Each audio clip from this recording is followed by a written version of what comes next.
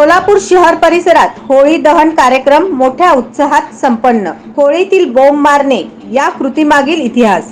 हिंदूंचा एक पवित्र सण असलेल्या होळीच्या दिवशी होळी पेटवल्यानंतर होळीला सौभाग्यवतींकडून पुरणाची पोळीचा नैवेद्य दाखवण्यात येतो। होळी पेटविल्यावर बोंब मारण्याची प्रथा सर्वत्र पाहायला मिळते। ही विकृती नसून त्यामागेही शास्त्र दडलेले आहे। मात्र काही ठिकाणी याचा अतिरेक केला जाऊन परस्परातील वैर चव्हाट्यावर आणण्यासाठीही बोंब मारली जाते। बोंब मारण्यामागील नेमके शास्त्र, त्यापासून होणारा लाभ। बोंब मारणे मनातील दुष्ट प्रवृत्ती शांत होण्याकरिता हा विधी आहे। फाल्गुन शुद्ध पौर्णिमेला पूर्वी फाल्गुनी नक्षत्र येते। त्या नक्षत्राची देवता भग ही आहे। तेव्हा भगाच्या नावाने बोंब ठोकायची ही एक प्रकारची पूजाच होय। तो त्या देवतेचा सन्मानच समजावा। काही ठिकाणी होळीची रक्षा आणि शेण, चिखल यासारखे पदार्थ अंगाला माखून नृत्य गायन करण्याची प्रथा आहे।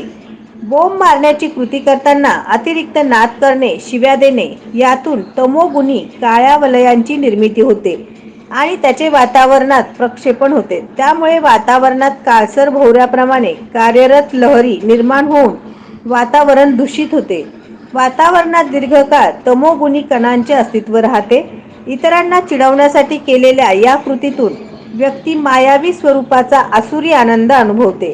त्यामुळे होळी पेटविल्यानंतर बोंब मारून शिव्या देण्याचे तरुणाई दिसत आहे।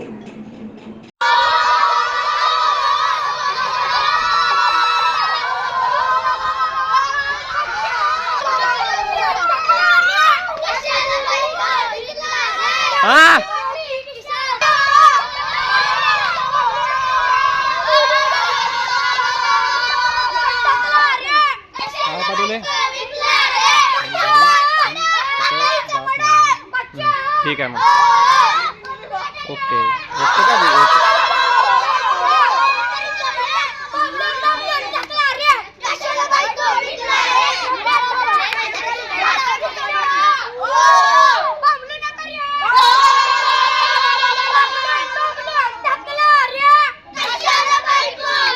पडला